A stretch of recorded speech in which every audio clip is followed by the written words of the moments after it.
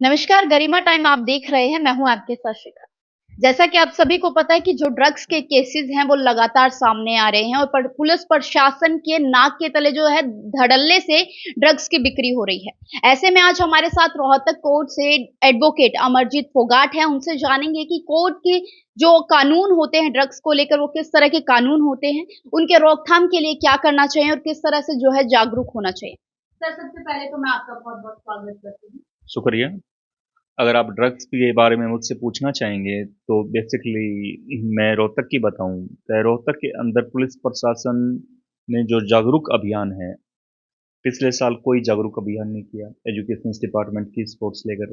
लेकिन इस संदर्भ में आपको ये बताऊंगा, अगर आपने कानून के बारे में पूछना है तो ड्रग्स केवल एक कानून से सुधार नहीं हो सकता। हमारे जो बच्चे हैं, जो एजुकेशन डिपार्टमेंट स्कूल के बच्चे हैं, यहाँ आजकल एक न्यू ड्रग्स का ट्रेंड चल चुका है, जिसको ग्रामीण में ना केवल ड्रिंक्स, तो एक नॉर्मल नशे की तरीके से ट्रीट होता है, जो कि ठंडा वगैरह में मिला के छुप के पीते हैं किसी भी बार त्योहार में। लेकिन अब तो जो सूखे नशे हैं, जिसमें चरस है, सुल्फा है, या जो टेबलेट्स हैं, कोरेक्स हैं, न केवल फैमिली को बर्बाद करते हैं, उसके बच्चों को, वाइफ को, बल्कि उनकी मानसिकता ऐसी हो जाती है उस ड्रग्स की वजह से। बहुत ज़्यादा परिवारों में आपसी भाईचारे में डेथ भी होती है। रही बात उनको पुनर्वास करने की और कंट्रोल करने की, 2023 में 3800 समथिंग एफआईआर दर्ज हुई, जो नैर्कोटिक्स कंट्रोल ब्यूरो ऑफ पंचकुला या हरियाणा के निदेशक में हुई। लेकिन वो पुनर्वास के लिए एकला कानून से हम ड्रग्स को नहीं सुधार सकते। अगर हमने ड्रग्स को सुधारना है तो पुलिस प्रशासन के सहयोग से, एजुकेशन डिपार्टमेंट के सहयोग से, एनजीओ के सहयोग से, जो बच्चे होते हैं वो कच्चे माइंड के होते हैं, उन्हें भय भी दिखाया जाए, उन्हें ये भी बताया जाए इसके दुष्परिणाम क्या हैं, ताकि उनके माइंड में ये चीज़ आ जाए कि ड्रग्स कितनी खतरनाक है। ना केवल उसका सुख चैन उसके परिवार का छीनेगी, बल्कि उस प्रदेश का, उस गांव का, उस शहर का और पूरे देश का सुख चैन, ना कि स्वास्थ्य, आर्थिक, बल्कि नुकसान ही नुकसान ड्रग्स की। इसकी अवेयरनेस की जिम्मेदारी पुलिस प्रशासन की है, और हरियाणा में पंचकुला ने बहुत अच्छा काम किया है। डॉक्टर अशोक ने वहाँ पर स्कूलों में कैंप लगाए हैं, लगभग 2-3 हज़ार विद्यार्थी लाभार्थी हुए हैं। लेकिन और कहीं डिस्ट्रिक्ट पर अगर नज़र करें, हमारा बड़ा भाई पंजाब की तरफ देखें, पूरा पंजाब नशे में बह गया है। अगर हरियाणा में अभी कंट्रोल नहीं किया सामाजिक तौर पर पुलिस ने, तो पंजाब वाले हालात हरियाणा में विद इन 5 ईयर आ जाएंगे, मैं समझता हूँ।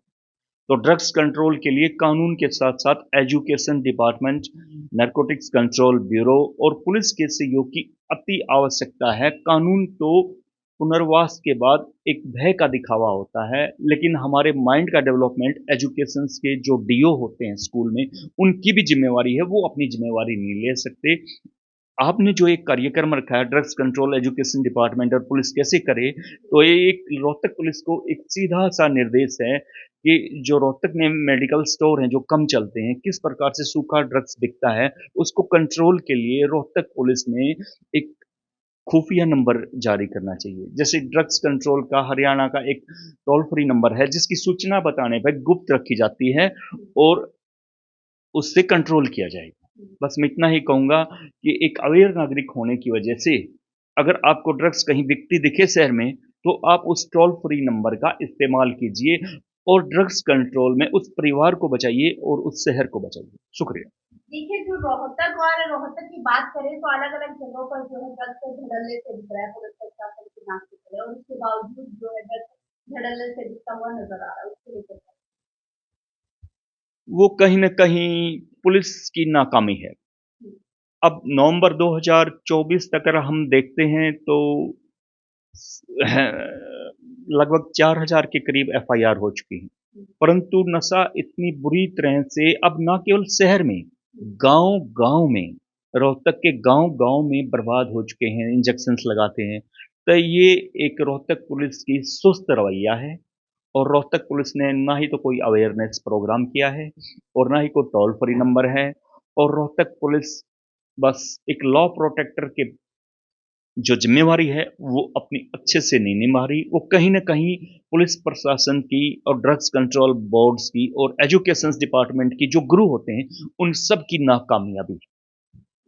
तो सुना आपने, मेरे साथ ये थे रोहतक कोर्ट के एडवोकेट अमरजीत फोगाट जी, जिन्होंने बताया कि ड्रग्स जो है, ड्रग्स के लिए जो पुलिस प्रशासन है कहीं न कहीं सुस्त होता हुआ नज़र आ रहा है। इसीलिए अलग-अलग जगहों पर जो है ड्रग्स धड़ल्ले से बिक रहा है।